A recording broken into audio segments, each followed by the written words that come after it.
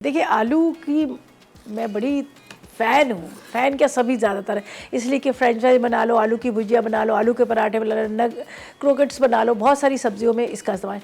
लेकिन आप लोगों को एक चीज़ बताऊँ, जिनको अपना कलर फेयर करना ना, जो चाहते हैं उनका कलर फेयर हो जाए, जिन लोगों की टू टोन स्किन है, जो चाहते हैं कि गोरा गोरा हो जाए, तो इससे बेहतर कोई और है ही नहीं है वाइटनिंग के लिए।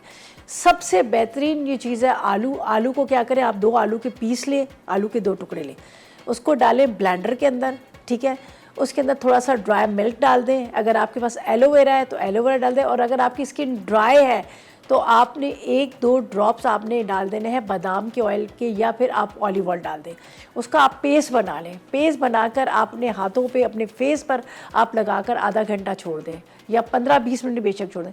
उसके बाद आप फेस आप वॉश करें। आप देखें जो कहते हैं ना आज ग्लास स्किन ये वो, आप ट्राई करें वाकई इसका। अब तो देखिए हमने भी बहुत सारी चीज़ें इस्तेमाल की, लेकिन अब हमने कहा अब क्या, अब तो अपनी और ज़िंदगी की मसरूफियात होगी, अब छोड़ी। लेकिन ये इस तरह की जो टोटके, इस तरह की जो रेमेडीज़ होती है ना, ये मैं बहुत यूज़ करती थी। हमारे घरों में उस टाइम पे तो ज़ाहिर है सारी ये चीज़ें नहीं होती थी। शैम्पू की जगह हमारी अम्मी कहती थी नहीं शैम्पू नहीं इस्तेमाल करना, बाल वाइट हो जाएंगे। तो वो क्या करती थी, जो बेरी के पत्ते होते थे उनको ग्राइंड किया, वो सर पे लगा लिया, ऐसे ज़बरदस्त शाइनिंग वाले बाल। देसी अंडा होता था हमारे घर का, उसके देसी अंडे के अंदर सरसों का तेल डाल के वो बालों में लगा लेते थे। मेरे तो अभी यहाँ पे टीवी के बाद मेरे बाल खराब, वरना सबसे ज़्यादा बाल मेरे बड़े बड़े थे, बहुत अच्छे बाल थे।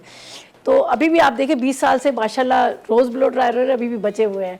तो ये ज़रूर, ये बहुत ज़बरदस्त किस्म का चीज़ है। अगर आप चाह रहे हैं कि अगर आप इसका इस्तेमाल करें, आपका स्किन आपकी वाइट ग्लो करे, तो आप ज़रूर इसको ट्राई कीजिएगा।